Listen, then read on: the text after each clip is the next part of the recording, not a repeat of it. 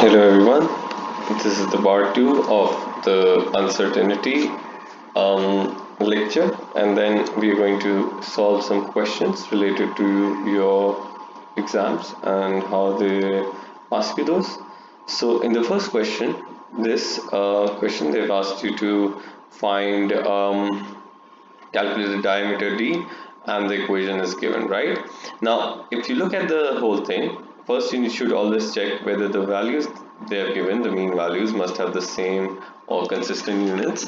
So in this case they are consistent, since both units have kgs and not one has gram or something else, so you don't need to change it. Now, if you look at the uncertainty, they have given you in percentages, and whenever they give the uncertainty in percentage, I always say that that's my lucky day, because I don't need to do all of this that we've done in the previous video. And that's because if you realize, all of this is actually we're doing the same thing. We're changing it to fraction, and then if you multiply by 100%, we could change the uncertainty in percentage. So they've already given percentage, so that's a good thing. Now let's just start off with this question and see the first part says calculate the diameter d. So this we have to rearrange the equation, so it's going to be 6 times n divided by rho, and then divided by pi, and there's a cube root over it, and then it's d. So now we can find d through it. So in your calculator, let's just solve this, and in my calculator 6 times m, the value of m is 7.5, and then there is pi,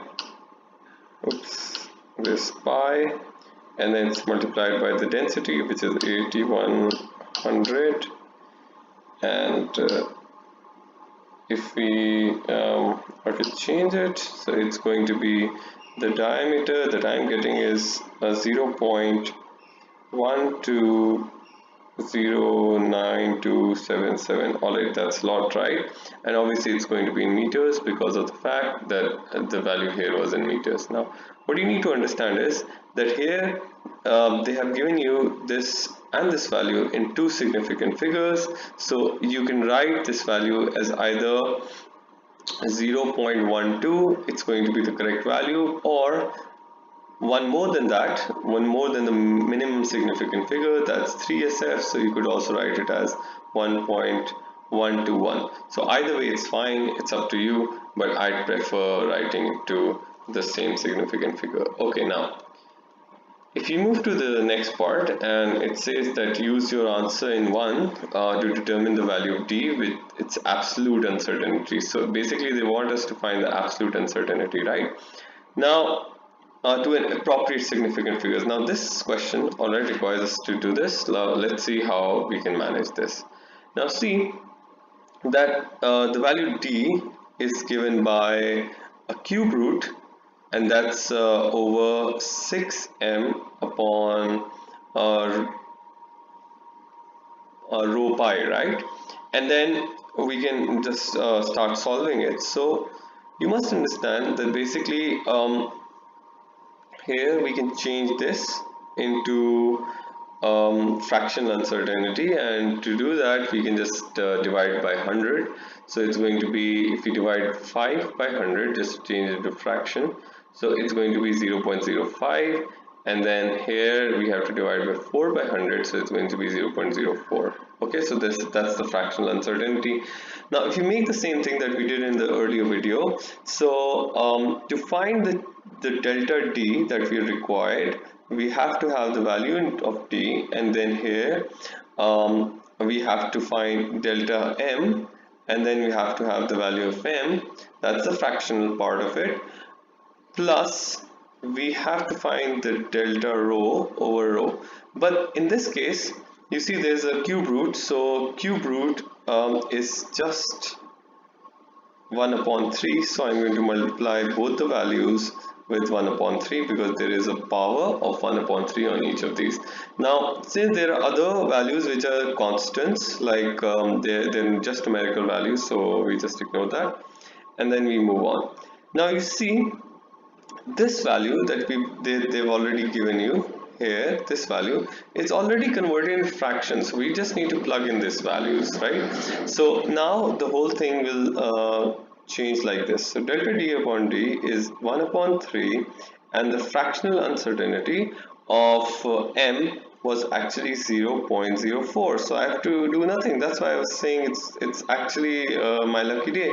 And then 1 upon 3 multiplied by the fractional uncertainty in the density is 0.05. So here's the value, right?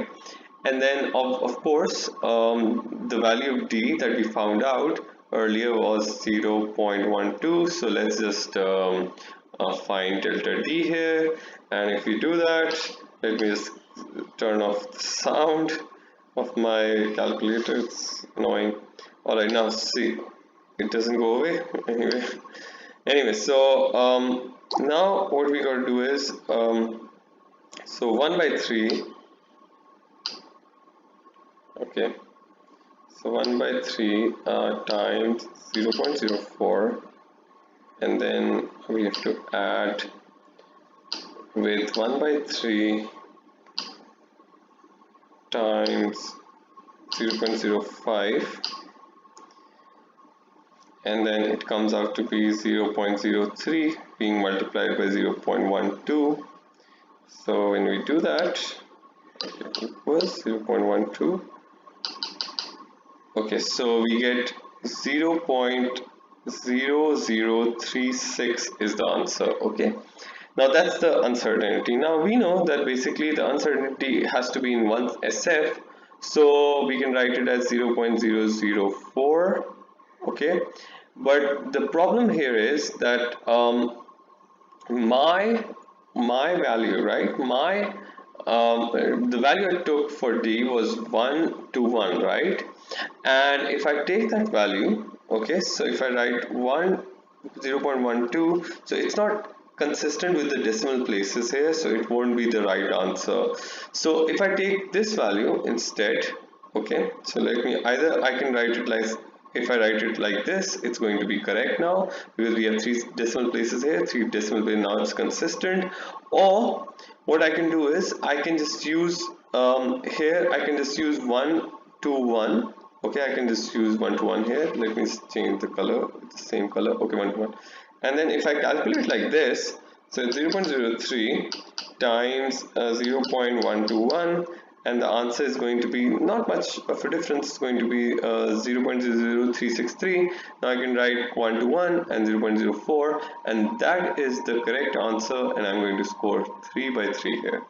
Alright, I hope you understand this and understand how when it's given percentage really helps you. Now let's just move to the next part because we have like 2 minutes left. Let's just do it quickly.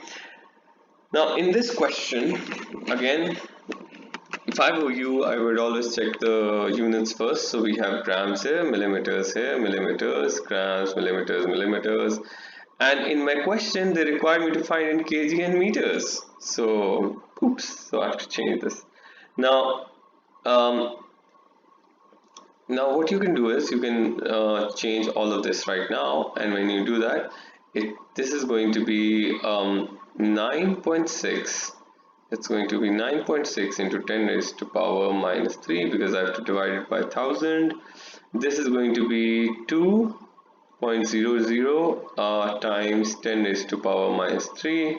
This is also 22.1 into 10 raised to power minus 3. And then this is going to be plus minus 0.5 into 10 raised to power minus 3. 0.01 plus minus, that's 10 raised to power minus 3, and finally 0.1 into 10 raised to power minus 3. Okay, so when I change it, so now I can find the density here. Alright, and let's just do that first. So I know that I've given mass and thickness and the diameter. So obviously it's a disk. Okay, the question has not been cut properly, sorry. So we have the diameter d, and then we have the thickness, right? So we're going to do that. Okay, so now basically we know that the density is just mass upon volume. So let's just find the volume first, and to find the volume I have to basically use the volume cylinder because it's a circular disc. So volume cylinder is pi r square h. If I want to use the diameter here, I know the diameter is basically r is d by 2, so and it's whole squared here, so it's going to be pi by 4 d squared times h. I hope you understand this. Now let's just put it into this formula and find the volume and then find the density. I would rather prefer to use only one formula, so I would just write mass here as m divided by pi by 4 d squared times h, whereas it can be further reduced to 4m divided by pi d square h. So that's my formula to finding density in terms of the values that those are given to me, right? Now to do that, let's just quickly do that. That's 4 times the mass was 9.6 into 10 raised to power minus 3. Okay, and then it's being divided by whole bunch of values. Those include pi, and then the value of d, that's 2.1 into 10 raised to power minus 3. Okay, and also there is a square over it. Yes, and then we have to multiply h, which is the height, that's the thickness. So basically 2 times 10 raised to power minus 3, and then we got to put this. Okay, so now the value I'm getting is 12513.15. now that's the value of density I'm getting, kgs per meter cube. Now if you look at all the values, the minimum value that's given to you is 2 SF and the maximum value is given to you as 3 SF, so it's better that you write 2 SF is the minimum. So you could either write it as 13,000, sorry, or if you want to be a bit more precise in terms of number of significant figures, so you can write 12500 kgs per meter cube, and both of these will be correct because ultimately they will be requiring you to write this. All right, so this is 2 SF, that's my minimum, and that's 3, so both of them are correct. Just remember, do not write anything less or more than this. Okay, now it says calculate the percentage uncertainty in row. All right, that's something, you know. So now let's see how we can do that. So we are looking at this formula, and that's the density formula. So now it requires me to find the percentage uncertainty.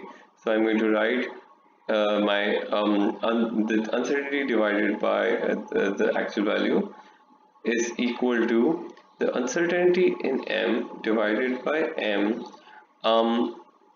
plus the uncertainty in d divided by d plus uncertainty in the thickness divided by thickness, and then of course there is a power there on top of d, so we have to multiply 2 here. So let's just put the values right now. In this case, you see, since it's just the ratio and it's the same value being divided by same value, so you can use this or this value, doesn't matter because the units are going to cancel out anyway. So if I use this, so the mass is 9.6. if I write 10 raised to power minus 3, it's going to cancel out, it doesn't matter. So sorry, I just took it wrong. So the uncertainty is 0.5 divided by 9.6, then it's 2 times, in D it's 0.1 divided by 221. Okay, and then I have just made a mess out of the place. So then H, which is 0.01 divided by 2.00, and that's whole squared. Now, if I find the value of delta rho or rho, so it's going to be, let me just write it. It's going to be 0.5 and then 9.6. Okay, and then it's 0.1 divided by 22.1 and then plus 0.01 and divided by 2.00. Okay, so now the answer here is basically 0.062. Alright, that's my answer. Now since they require me to find the percentage, so the percentage uncertainty, I'm going to do it here, can be done by just multiplying this by 100%. So the value of this was actually 0.062. When I multiply by percentage by 100, so it's going to be 6.2%, and that would be my answer to write. Alright, just remember in fractional uncertainty and the percentage uncertainty, it does not matter how many significant you write. In fact, you should write maximum number of significant figures so that the percentage doesn't change, or the actual value doesn't change when you convert it. In the next part, let's see what happens. Now in the next part, state the value of p with its actual uncertainty. Now they're playing with us, you see. Now it's quite simple, you see. It's so simple that basically you know that delta rho or rho was equal to 0.062, and now if I want to find the actual value of uncertainty here, so I can just multiply with the value of rho, which I found in the previous part is 12500, and when I do that, it's going to be 0.062 times 12500, and it's going to be 775. all right, this value is correct. Now I can write it as 12500, okay, that's correct, 12,500. That's an uncertain, that's a row, and then I have to write in one significant figure. Since 775, I have to write it as 800. So that's my value. That's correct. Or if you wanted to use the other value like 1300, it's also fine. For 1300, you should have multiplied 6.02 times 1300 if you've done everything in two significant figures previously. So if I do that, so 0.062 times 13,000, so the answer will be 806 here, right? Now remember, it doesn't matter. So if you take it this, so still your answer would be the same, but you have to write 1300 if you have written 1300 here. All right, that would score you 1 mark. Now I hope you understand the whole thing, and I hope I've made myself clear. The video has gone long. I initially thought it would end it like in 10 minutes, but I think it's harder to solve. I think it's harder to teach than solve yourself. Now, for all those who want physics tuition, either for A levels, IGCSE, or GCE, so you should contact me via my email. That's my email. All right. Or you can directly WhatsApp me on this given number. So I will make sure that I arrange classes for you at very nominal rates. Now also, it would be very nice of you if you like this video and subscribe. Thank you so much. Hope to see you in the next video.